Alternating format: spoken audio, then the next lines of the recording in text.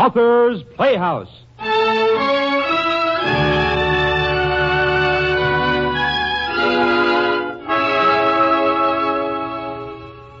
Presenting Lafcadio Hearn's moving story of immortal sacrifice, The Soul of the Great Bell.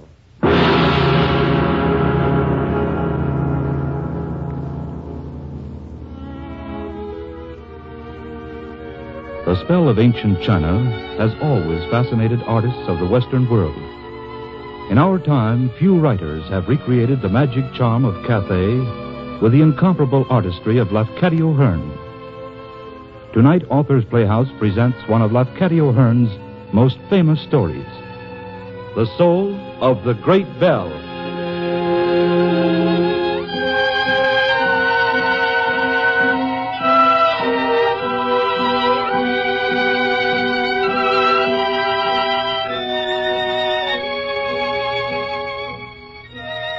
The water clock marks the hour in a Ta Chung Za, in the tower of the great bell.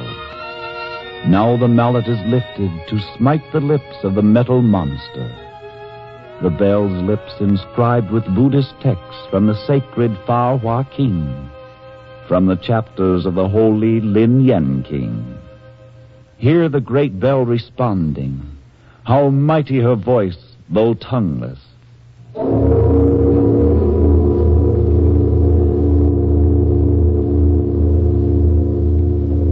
All the little dragons on the high-tilted eaves of the green roofs shiver to the tips of their gilded tails under that deep wave of sound. All the porcelain gargoyles tremble on their carven perches. All the 100 little bells of the pagodas quiver with desire to speak.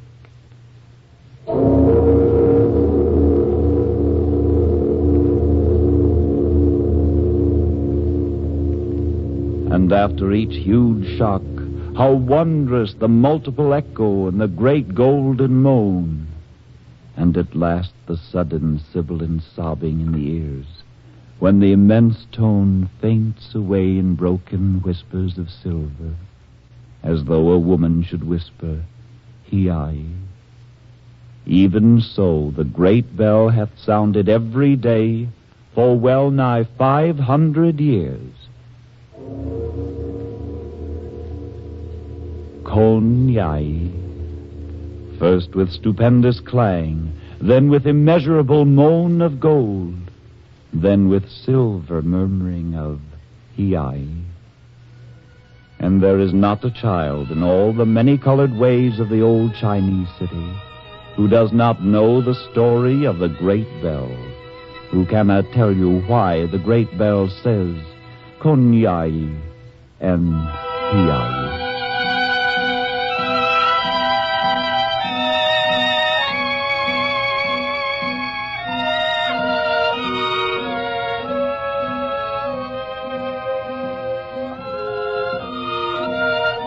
Now, this is the story of the great bell in the Ta Chung Za, as the same is related in the Pei Hia Tu Chu, written by the learned Yu Pao Tsen of the city of Kwang Cha Fu.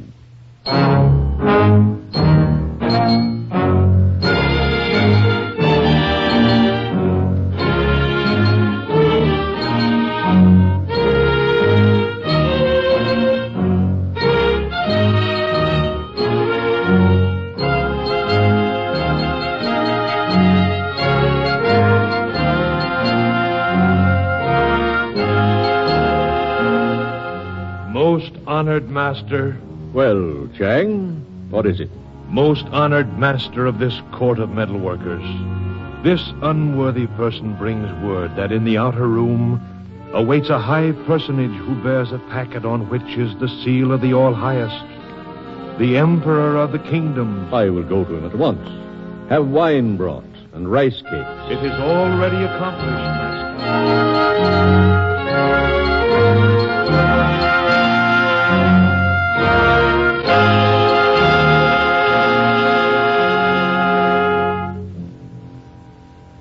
You are welcome in the unworthy house of this humble molder of metals. I bow before the most worthy official Kuan Yu. My simple abode is not fit for the messenger of the celestially august Emperor of the Kingdoms. To your skilled hand I bring the command of the mighty Yang Lo of the illustrious Ming Dynasty. I prostrate myself before the hand and seal of the all-highest Emperor of the Kingdoms. See that the word of the Emperor of the Kingdoms is brought to pass in the smallest detail, O caster of molten metal. It shall be as the Emperor commands. Will not the honorable bearer of the imperial word wait to partake of my unworthy wine? At the risk of not fulfilling the 7 courtesies of hospitality, Kuan Yu, this low person must continue on his way. But the honor of your offer will be remembered. May I conduct you to the gate? It is not necessary. On the business of the Emperor of the Kingdoms, one's feet have wings. Farewell. May the gods speed you on your august way. I bow. Farewell.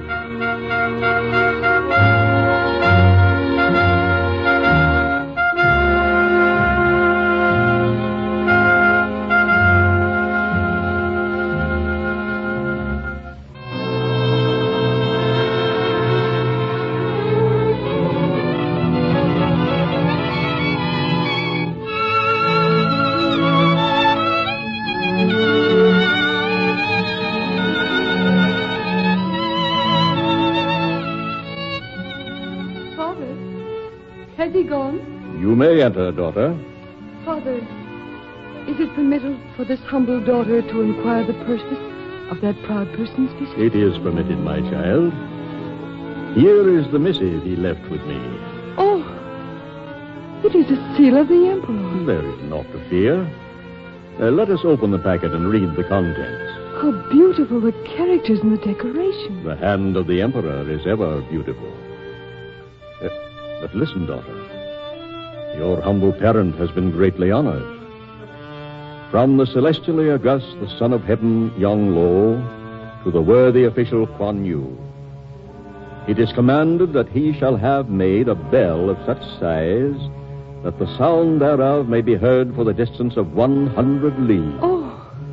Further, it is ordained that the voice of the bell be strengthened with brass, deepened with gold, and sweetened with silver, and that the face and great lips of it shall be graven with blessed sayings from the sacred books, and that it shall be suspended in the center of the imperial capital to sound through all the many-colored ways of the city of Peking. Father!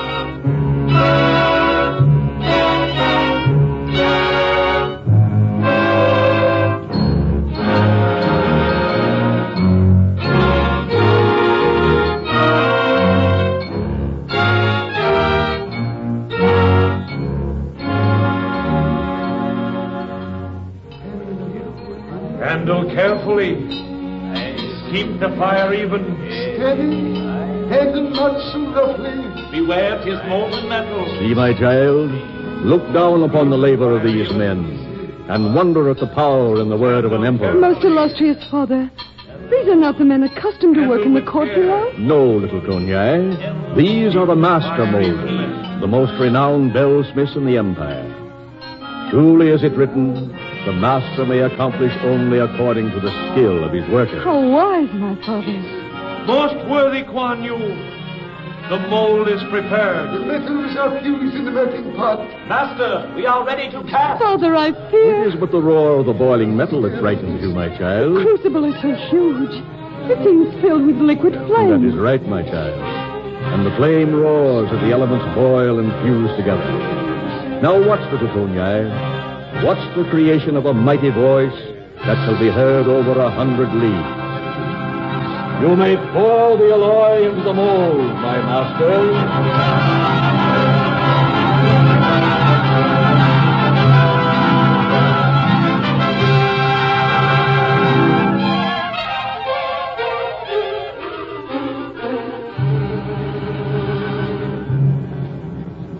It is time. See, the mold is cool. In my country, we work not this way. In your country, they cast toys. It is 2 weeks now that the metal has been cooling. Surely the heart of the bell is forged. Most worthy master, The mold and the metal may now become separate. With care, Chang. Drive the wedges gently. Split the mold, that the voice of the bell may become free. Ready, men? Now, begin.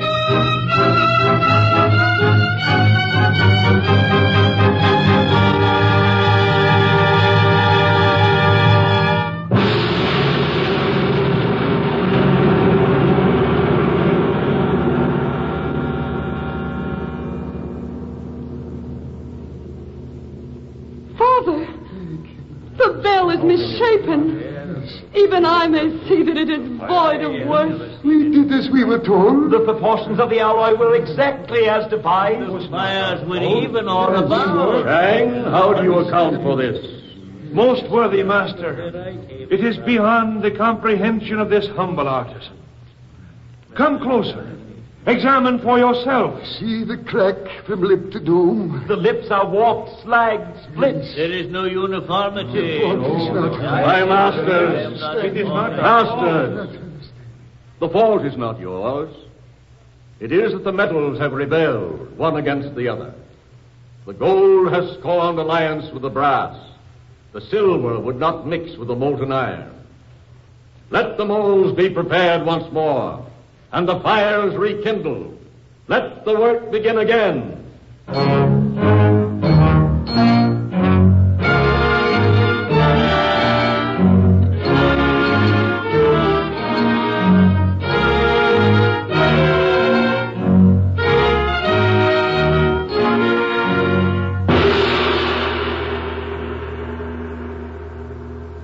Most mighty, most august Emperor of the kingdoms, the bell thou didst command from Kuan Yu hath been cast, but the work was as nothing. It must be performed again. We have heard. We are not pleased. This time, we shall speak nothing.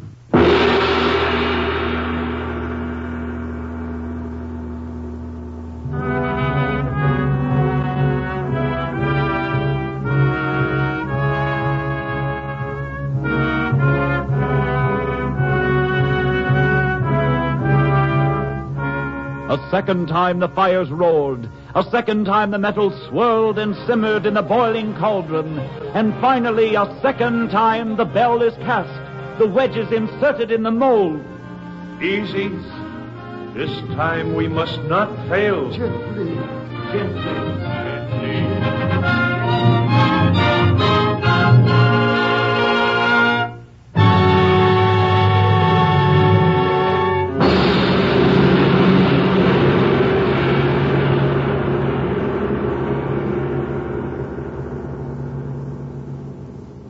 A game.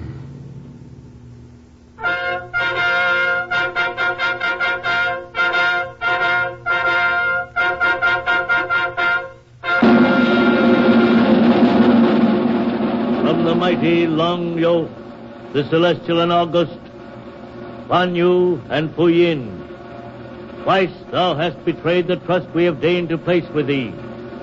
If thou fail a third time in fulfilling our command, thy head shall be severed from thy neck. Tremble and obey.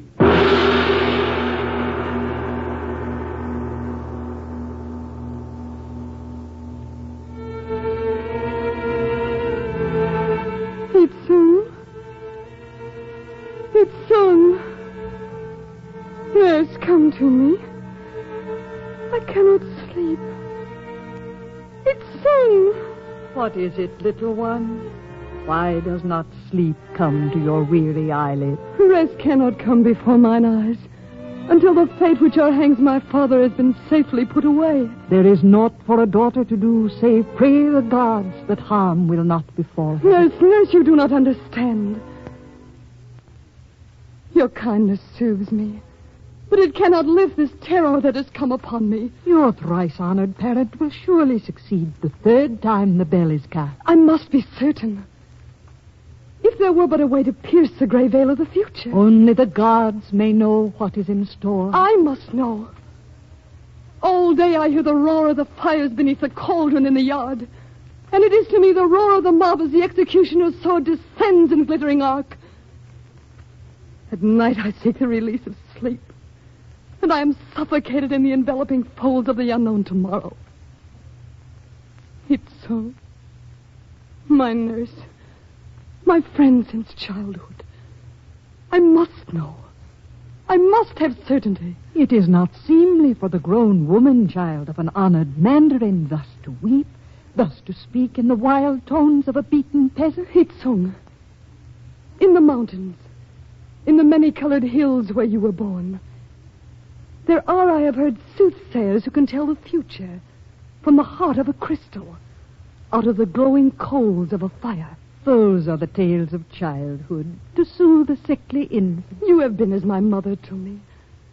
Nurse, tell me the tales, for I am as a child in terror for my father. Come to me. Place thy wearied head thus, as thou didst when thou wert but a child. I, before thy feet were yet bound. So, rest, be calm, and I will tell thee what I have heard. It is good.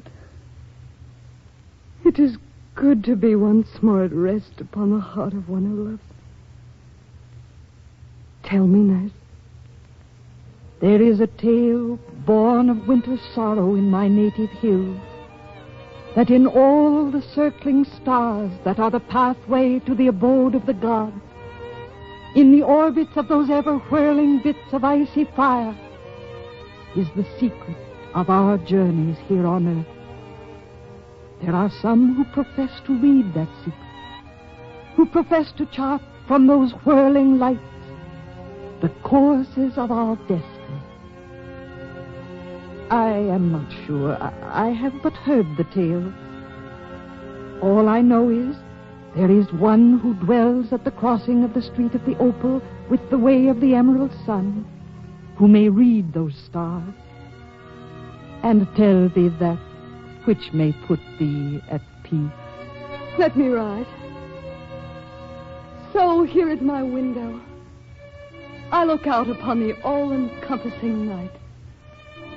I look upward to those silver lanterns of soft light, which poets say are made for lovers. There perhaps I shall find surcease from all my terror. Nurse, tomorrow morn I go to the street of the opal.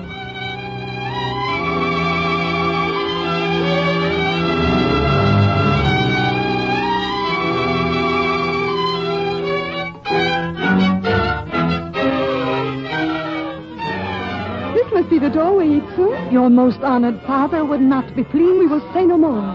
This is what I must do. It is not a savory place for the daughter of a mandarin. The marketplaces of China are filled with the perfume of life. Let me go. But not alone, my mistress. This is something I must do alone, Itsu. The daughter of my ancestors lacks not in courage. I shall await you on the doorstep. Make haste before our absence becomes too prolonged. Let it be so. Pull the bell cord. A place with such a sound cannot be evil. Deign to cross my unworthy threshold, beauteous lady. How can you tell I am beauteous? My veils are well placed, astrologer. The grace of your bearing, harbingers of beauty, my mistress. I shall enter your establishment, O purveyor of the gracious spoken word. I bow. I am 7 times honored. My thanks, reader of the stars. A moment, and I will loose these veils. Now I am twice honored by the presence of so much beauty and by the person of the daughter of the great Kuan Yu, the Huyin. How do you know me? The words of the poet do not pass through the street of the opal unheeded, my lady. I am deeply honored. I have come to borrow your wisdom, astrologer. For wisdom, the price is never small, my lady. I will pay a great price for the answer to my question. Even 100 pieces of silver, mistress? Even 100 pieces of silver? What is your question, daughter of the Mandarin? By what means may my father be saved? Your honored parent's task is indeed great. For this answer, there are many calculations to be made. Time is passing with every drop that leaves the water clock, astrologer. Within the space of but 2 hours, the fiery liquid will be poured into the mold. I will make haste. First, incense for the placating of the gods.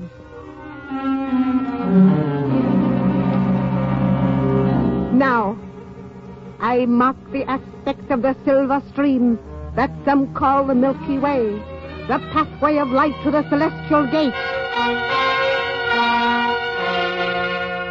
Now, upon this chart, I examine the signs of the zodiac, the Huang Tao, or the Yellow Road. And now...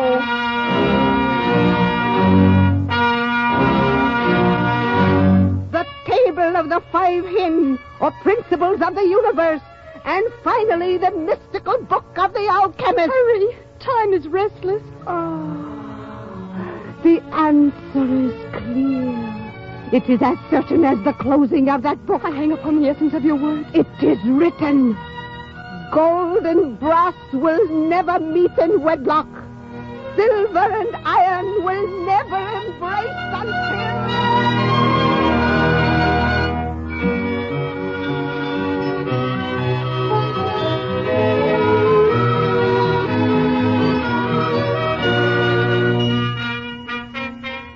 Hurry, nurse, hurry.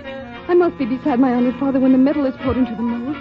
Give me my outer coat. I do not like this. Wedding garments on such a day. And what can be more fitting? Today gold will wed with silver, brass with iron. The red garments of the bride are for the eyes of the bridegroom. And there is no bridegroom. The liquid in the water clock runs out. My slippers, Itsu. Here, as you wish it. My mother's slippers. From the day of her wedlock. How tiny. They fit almost into the palm of my unworthy hand. I think I love them more than any other thing that I possess. You are sentimental and you tease by turns. What did the evil person of the street of the opal say to you? I know the secret of my father's future. Come, Itsu. I am ready. Am I not beautiful? You are more lovely than the red lily that grows by the streams in my native hills. Come, Itsu. My father waits.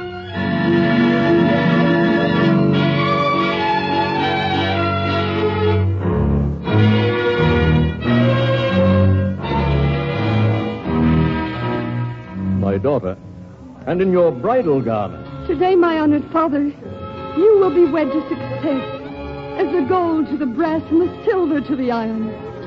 Is it not fitting that I honor my direct ancestor with these garments? The gods will not look with favor upon it matters not. The metal is prepared. The mold is ready.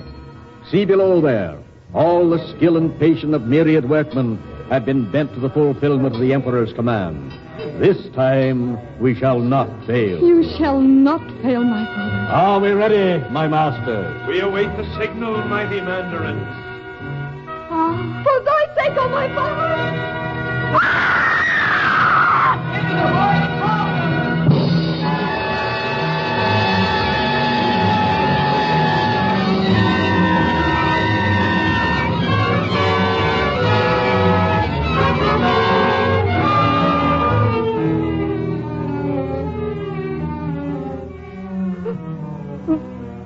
What hold you there? Her slipper. I tried to grasp her as she leaped. It's all that remains. A tiny thing of embroidery, of pearls and flowers. Master, shall we pour? My masters, we pour. It is the command of the Emperor.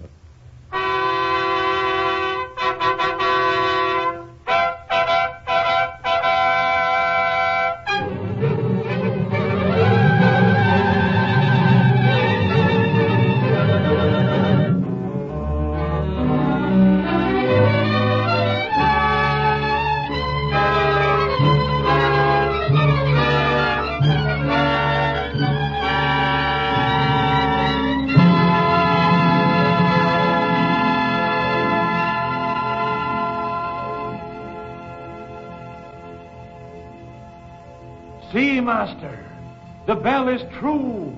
Perfect. I see.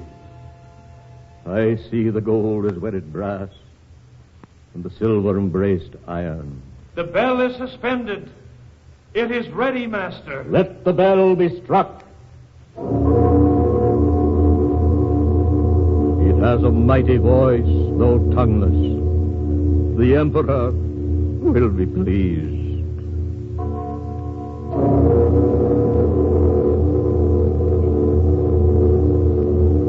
It is like the peal of summer thunder, and yet it has the sound of a woman's name. Konyai, for that which the astrologer in the street of the Opal told the maiden was, Gold and brass will never meet in wedlock. Silver and iron will never embrace until the flesh of a maiden be melted in the crucible, until the blood of a virgin be mixed with the metals in their fusion.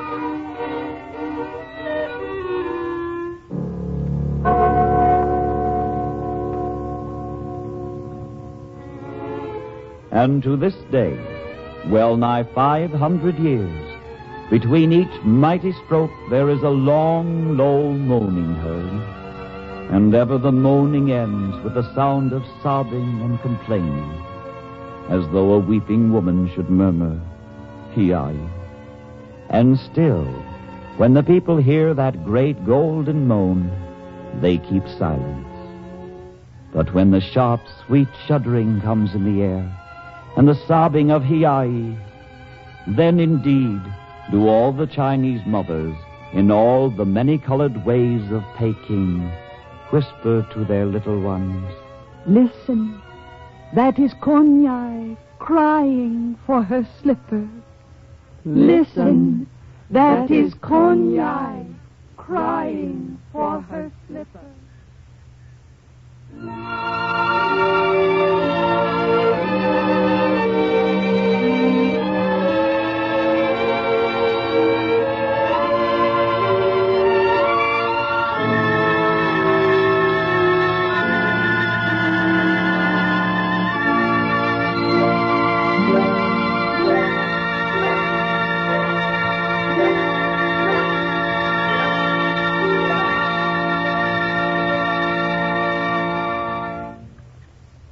You have heard The Soul of the Great Bell, taken from Lafcadio Hearn's Chinese Ghosts, and adapted for Authors Playhouse by Ira Marion.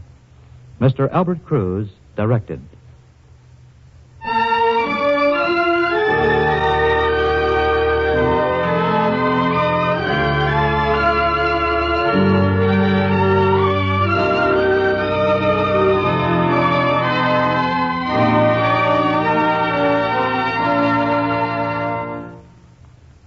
Miss Eloise Comer was heard as Konyai, Mr. Frederick Sullivan as Kuan, and Mr. William Everett was the narrator.